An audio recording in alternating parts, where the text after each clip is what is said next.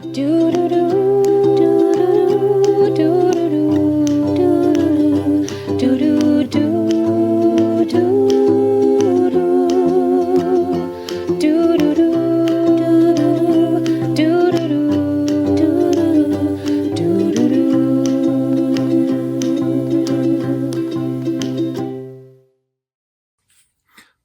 Hi there, I'm John Muir Laws, and this is the Nature Journal Connection. Today what we're going to be doing is playing a game with our nature journals. This game is going to really help you develop some of the most fundamental strategies and skills of scientific nature journaling. That is, how to take direct observations and details of what you notice and transfer those down onto paper. So it starts with just pure description. I noticed this and I'm getting it down on paper. I noticed that, I'm getting it down on paper as well. So to play this game, here are the rules. You're going to choose a plant that is somewhere in the area around you. You're going to take perhaps 15, maybe 20, maybe 30 minutes to draw and describe that plant in your journal in as much richness and detail as you can. This doesn't have to be a pretty picture. This doesn't have to be spelled right. But what you're trying to do is get each observation that you notice about it recorded on this piece of paper. You want to get enough information that when you are done, you can go to a partner. So that is if you are doing this with your family, another family member, if you are doing this with a class group, another one of your classmates, and you're going to take your journal and you're going to give it to your partner. Your partner is going to take their journal, they're going to give it to you. You're going to bring your partner over to the area where you are taking your notes, and you're going to say to them, all right, somewhere in this area right here is the plant that I was describing. So take a look at these notes and you see if you can pick out which specific one I was looking at. So not just which kind, but the actual individual plant. So you win the game if they're able to go like, oh yeah, of course, it's this one. And I know because it has a bug bite here on this leaf and there are 5 things sticking off here and this one has 5 on it. That one over there has 4. I know it's not this because that's really tall and you measured it and look here. So any clue that you can put down into this journal that's going to help them go like, oh yeah, it's this one. I'm sure. That's what you want to do. All right. And anything except for marking the actual plant or putting a pile of stones around it, right, is fair game. So anything that you can put in your journal that will help them be successful is going to work. Now, here's an interesting thing we found. When people do this, a little ways into it, you are going to get the feeling of like, oh, I'm done. Okay, and that's it, okay? So that feeling will come to you. But what we found is that when that feeling comes, that's just the point at which we're used to usually stopping paying attention. And there actually is a bunch of other really interesting observations that you'll still be able to make about that thing. So when you get to that feeling of like, oh, I'm done, just stop, notice, go like, oh, I just got the feeling of being done. And then just keep going and try to get another observation and another observation. A good way of doing that is just to look down and say like, what else do I see? And just say it out loud, right? And I see that it has white edge around the edge of the leaf and that it has toothy little marks on that. And the stem is more purple at the bottom. You go like, oh, I haven't written those down in my, right, it's purple at the bottom, draw a little line to it. So any way that you can get information down in your journal that's going to help somebody be able to pick this out, you absolutely want to do this. Just make an observation, record it. Make an observation, record it. Just keep going. Boom, another one, another one, another one, another one. Again, that feeling will come up of being done and just work your way through it. All right? So I'm going to just do on my little whiteboard here, I'm going to do a little demonstration here of how this might look, right? So here is my little journal.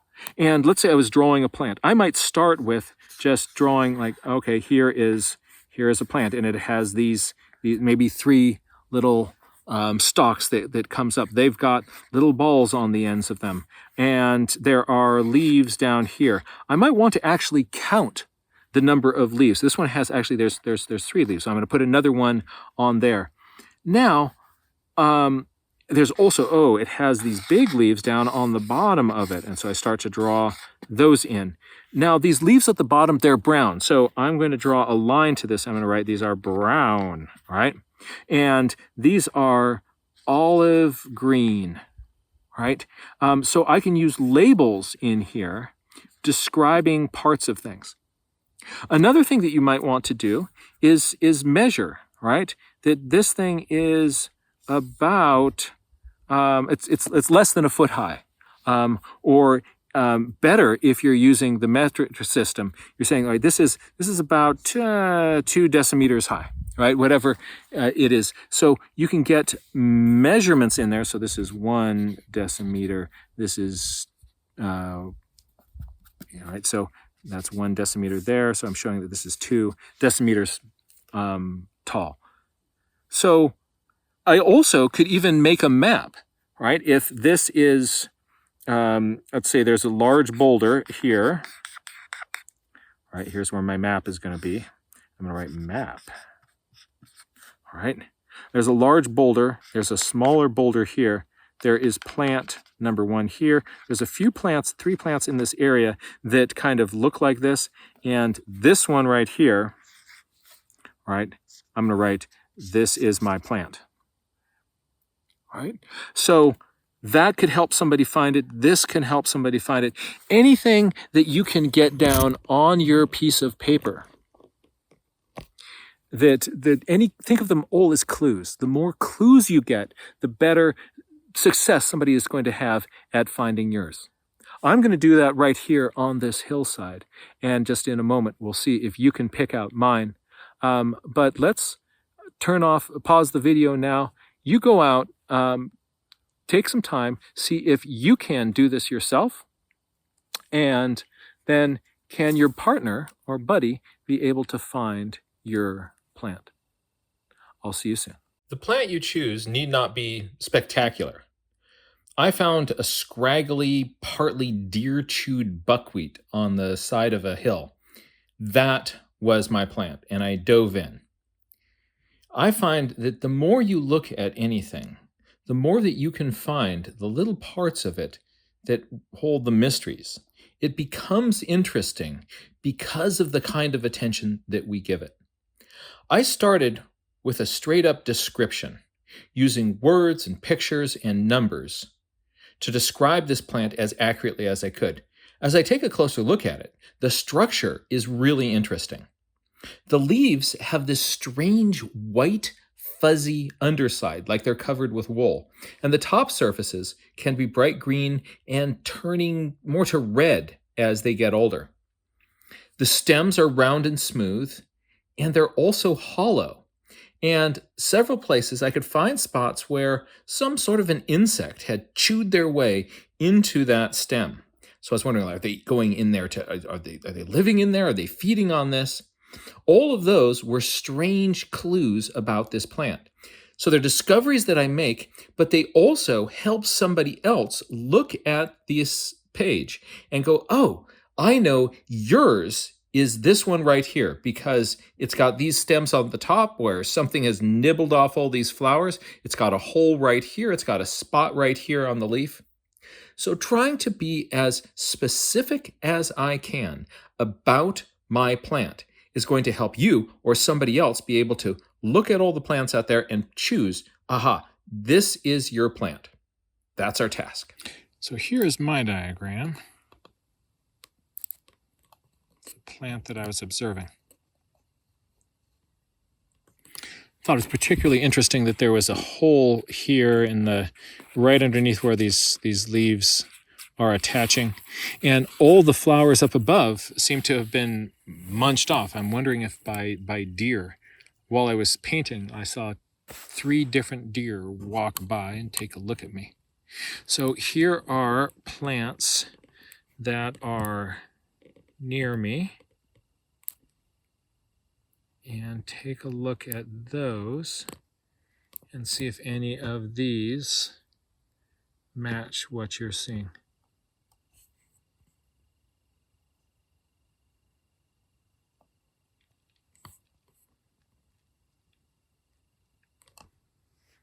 Can you pick out mine? I'll show you my notes one more time. There they are. And here's my little collection.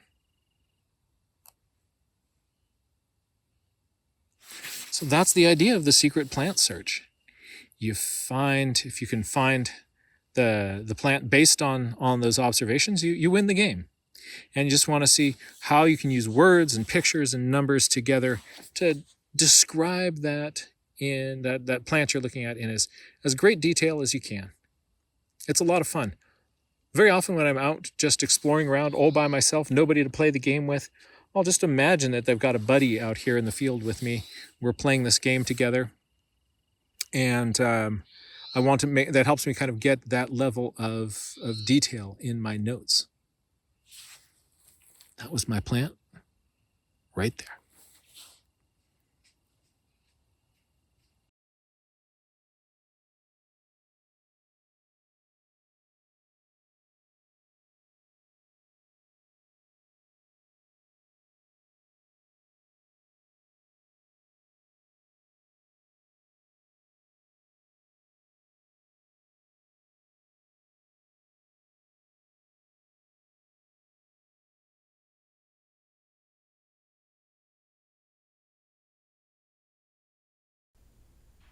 There are no two plants out here on this hillside or even anywhere in the world that are identical. What you have to do is look at your plant in a way that helps you see what is unique and special about it.